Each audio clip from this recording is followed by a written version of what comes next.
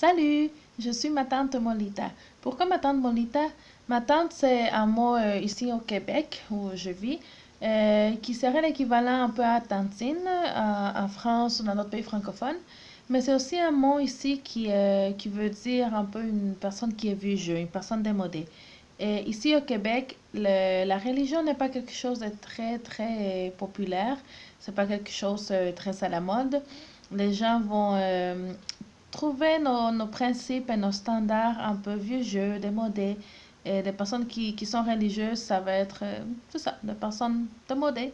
Donc, dans le fond, c'est pour ça que je suis ma tante, parce que aux yeux de plusieurs personnes, le fait que je vive des principes religieux font de moi quelqu'un de vieux jeu.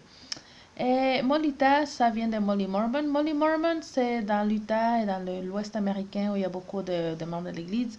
C'est la femme mormone parfaite, celle qui connaît toutes ses écritures, qui connaît ses cantiques, qui va tout le temps au temple, qui prie tout le temps, qui ne critique jamais personne, qui a une famille parfaite, des enfants, toujours beaucoup d'enfants, et des enfants très sages.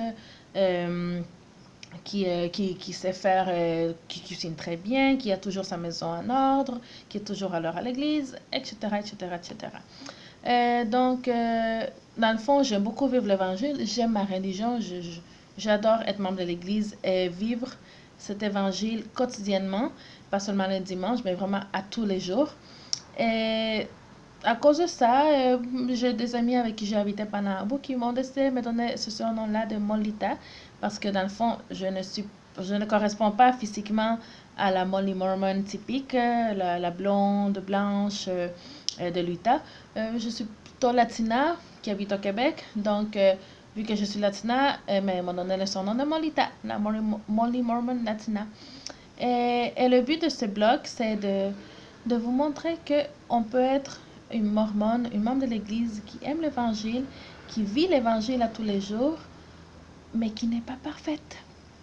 Je vais vous montrer que même moi qui aime énormément vivre l'Évangile, je peux ne pas toujours correspondre à ce modèle de femme parfaite, membre de l'Église. Et ça va être ça que je vais vous montrer à chacune à chacune de mes vidéos, de mes textes, qu'on peut aimer l'Évangile sans être parfaite. En fait, c'est tout à fait normal de ne pas être parfaite. Et parfois, on veut se mettre, on se met cette pression en tant que femme qu'il faut qu'on fasse tout bien, parfaitement, et qu'on puisse donner cette impression qu'on a une famille heureuse et tout. On n'a pas besoin de le faire. Non, non, non. Oubliez ça, arrêtez tout de suite. Vous allez juste vous mettre un énorme fardeau sur les épaules. On n'est pas parfaite et c'est correct. Le seul être parfait, c'est notre Sauveur Jésus-Christ et c'est juste à travers lui qu'on peut atteindre cette perfection. Et c'est ça que je vais vous montrer dans ce blog. Alors suivez-moi et vous regardez mes vidéos. J'espère que vous allez aimer, que ça va vous aider à voir que vous pouvez être une très bonne membre de l'Église qui aime l'Évangile et qui le vit sans être parfaite, que c'est correct d'être une Molita imparfaite. Alors, voilà, suivez-moi, voyez mes vidéos. À la prochaine!